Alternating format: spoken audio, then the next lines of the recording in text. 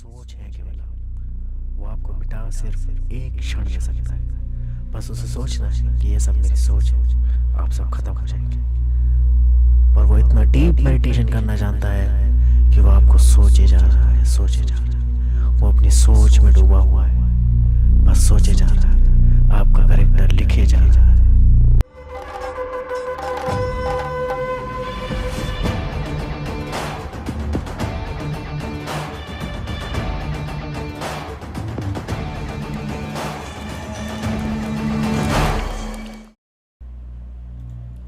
ये बात है बिग बैंग से पहले की, जब इस सृष्टि में कुछ भी नहीं था, चारों ओर काला अंधेरा और एक नासमझ जीव जिसके अंदर अपनी सोच भी नहीं थी। एक ऐसा जीव जिसके पास दिमाग ही नहीं था। उसके पास कुछ था तो वो थी भूख। और वो जीव दिखता नहीं था, अंधा था। ना वो किसी को देख सकता, ना उसकी आंखें थी, ना वो किसी को छू सकता। बस वो जीव जिस भी चीज के संपर्क में आता था उसको अपने अंदर घुसेड़ लेता था। वो जीव अपने रास्ते में आने वाली ताकतों को खा जाता था। उसको महसूस तो होता था कि कुछ मिला और खा गया। बस एक भूख थी उसके अंदर, वो खाता चला गया, बड़ा होता चला गया। वो जीव बहुत समय से खाता ही चले जाता, खाता ही चले जाता। पर ये ब्रह्मांड अनंत बहुत बड़ा था, बहुत बड़ा, बहुत बड़ा। और वो उस जीव उसको खाता जा रहा है निरंतर, लगातार। उसका आकार बहुत बड़ा हो गया। उसने कुछ ऐसे तत्व खा लिए जिन्हें खाने से उसकी भूख और बढ़ गई। उसे तत्वों में मजा आने लगा। कुछ तत्व खाने से उसे स्वाद आता था, तो कुछ तत्व खाने से उसे बुरा लगता था। पर जिस भी चीज के वो संपर्क में आता था, वो तत्व उसके अंदर जाता ही जाता था, चाहे वो अच्छा हो या बुरा। ऐसे ही वक्त काटते काटते अचानक उसकी बुद्धि का विकास हुआ। और एक दिन अचानक उसने सोचा, अपने आप को आइडेंटिफाई किया कि मैं कुछ हूं। आइडेंटिटी, इस ब्रह्मांड की सबसे पहली चीज। जैसे ही उसने अपने आप को आइडेंटिफाई किया कि वो कुछ है, और अगर वो है और वो खा रहा है, तो उसके जैसा कोई और भी होंगे जो खा रहे होंगे। ऐसा ना हो कि ब्रह्मांड में सब कुछ खत्म हो जाए और उसके लिए कुछ बचे ना। वो गया और तेजी से खाने लगा, एक सीधी, एकदम सीधी दिशा में खाता चला गया, खाता चला गया, खाता चला गया, खाता चला गया। रुका ही नहीं, बहुत तेज रफ्तार से, युगों युगों तक खाने के बाद भी उसके पास कोई नहीं आया, कोई दूसरा उससे टकराया ही नहीं।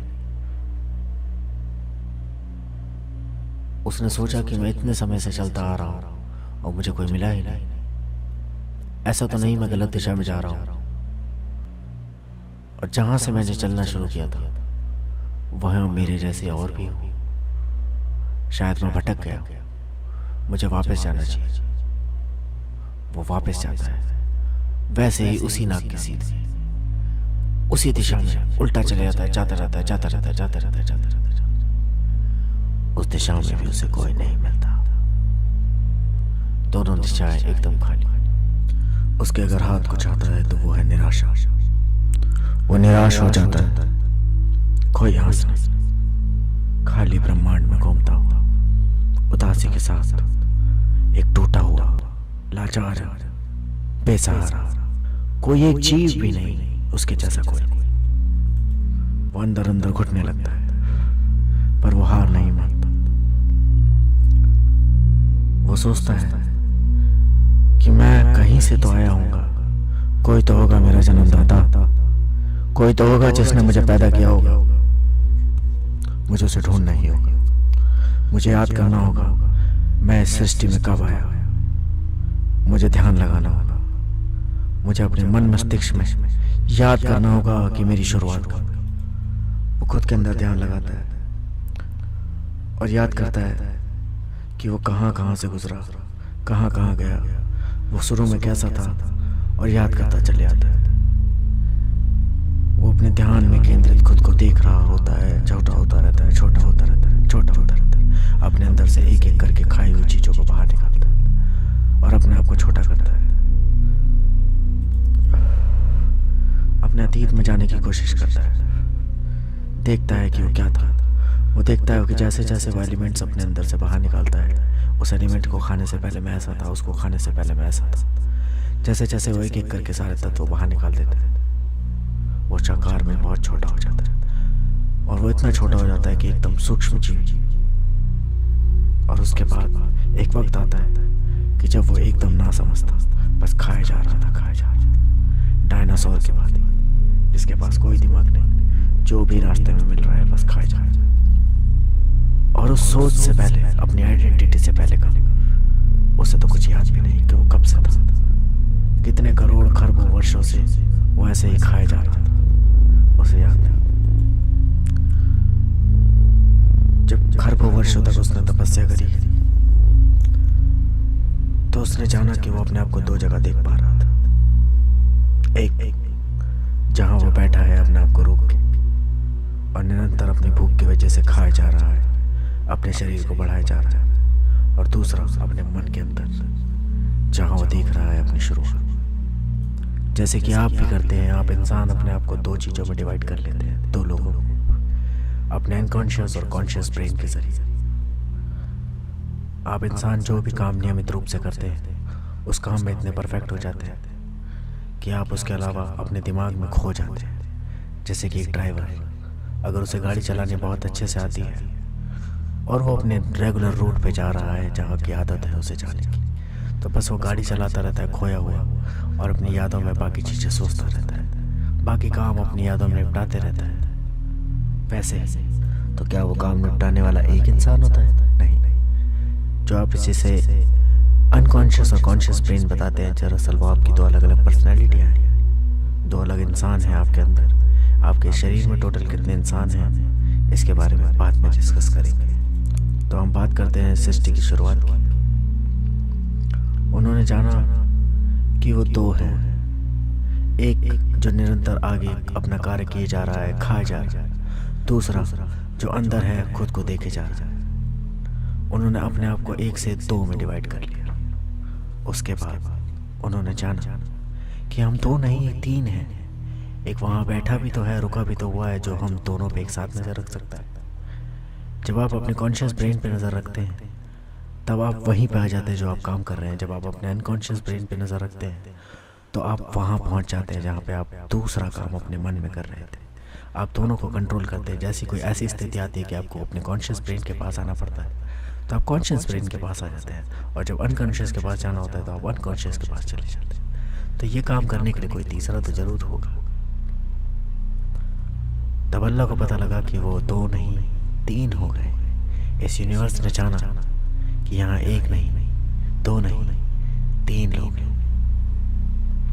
तो ऐसे ही यूनिवर्स अपनी तीन सोच के साथ चलता रहा, क्योंकि यूनिवर्स को ना दिखता है, ना उसके हाथ है, ना उसके पैर है। उसे पता नहीं चलता वो बाहरी किस चीज़ के संपर्क में आ रहा है। वो केवल अपने भीतर ही देख सकता है। उसके पास केवल मन की आँख है, जैसे आपकी आँख। जब आप आँख बंद करते हैं तो आप मन में किसी भी चीज़, किसी भी जगह एक सेकंड में पहुंच सकते हैं। वैसे ही आप ब्रह्मांड की संरचना ब्रह्मांड के मन के अंदर है।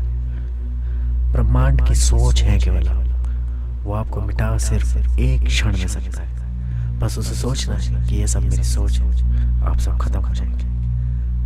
पर वो इतना डीप मेडिटेशन करना जानता है कि वो आपको सोचे जा रहा है, सोचे जा रहा है।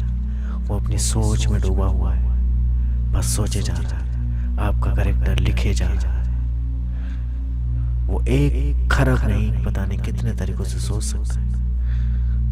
आप सब और कुछ नहीं, उसकी एक सोच है, एक उसका थॉट जो एक के बाद एक प्रोसीड किए जा रहा है।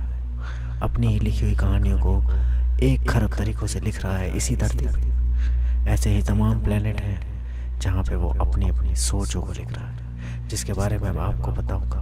मल्टीपल यूनिवर्स, मल्टीपल डायमेंशंस, सब कुछ मैं आपको बताऊंगा। टाइम ट्रेवल, सब कुछ। कल की अवतार इस बार ब्रह्मांड की सोच को बदलने वाला है, क्योंकि उस समय जब राम आए, जब कृष्ण आए, तब अगर लोगों को ये चीज़ें बताई जाती कि भगवान ने सृष्टि कैसे बनाई, तब लोग समझ नहीं पाते कि भगवान आप अपनी बात अपने तक ही रखिए, ये हमारे लिए तो बहुत बड़ी बात है। बस आपने सृष्टि बनाई, आप इतना ही काफ़ी है, आप महान हैं, हम इसे देख के ही खुश हैं। पर आज लोगों ने साइंस की बदौलत देख लिया कि भगवान की बनाई सृष्टि संरचना कैसी है, और आज आप समझ भी सकते हैं, आप इस लायक हो चुके हैं कि आपको समझाया जा सकता है कि उसने सृष्टि कितनी मेहनत से बनाई और कैसे बनाई। इस यूनिवर्स की शुरुआत को आप समझने के लायक हो चुके हैं। तो इसलिए कल की अवतार आपको बताएगा कि यूनिवर्स की शुरुआत कैसे हुई। बने रहिए हमारे साथ।